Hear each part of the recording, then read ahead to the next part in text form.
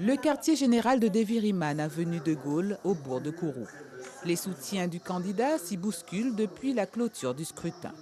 Il est 20 h quand le leader de la France insoumise, Jean-Luc Mélenchon, arrive. Soutien de poids pour Deviriman et son équipe. Dans ce blackout numérique, des valeurs sûres comme le téléphone et les bonnes vieilles télé et radios. À l'étage du QG se tiennent les comptes, des résultats tantôt décevants, tantôt encourageants. À 21 h, c'en est fait de ce premier tour. Deviriman en sort deuxième. L'espoir est permis.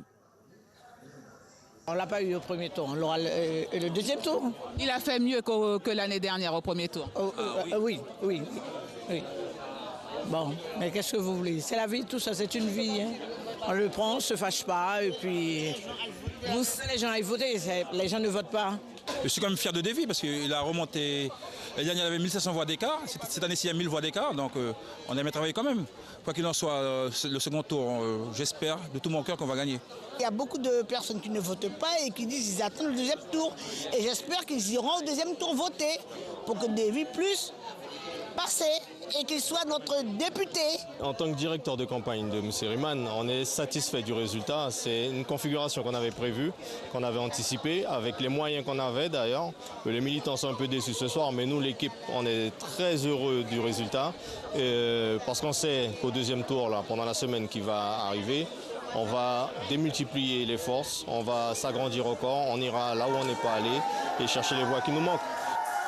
Deuxième du premier tour, premier serait été mieux. Tous les ingrédients cependant pour une campagne de l'entre-deux tours qui s'annonce musclée.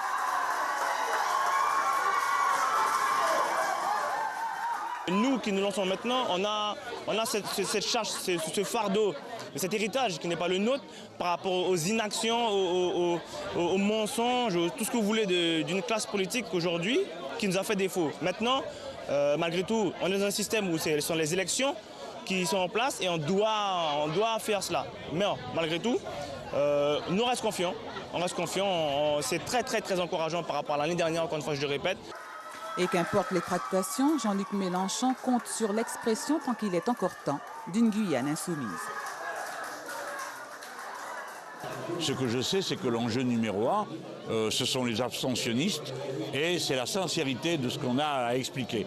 Alors, il est possible qu'il y ait des gens qui aiment se faire infantiliser par le président de la République, qui aiment qu'on trahisse la parole donnée. Ça existe, hein, comme partout. Mais nous ne sommes pas la tendance masochiste du peuple français. Nous sommes, avec M. Riemann, la tendance audacieuse et rebelle. Voilà.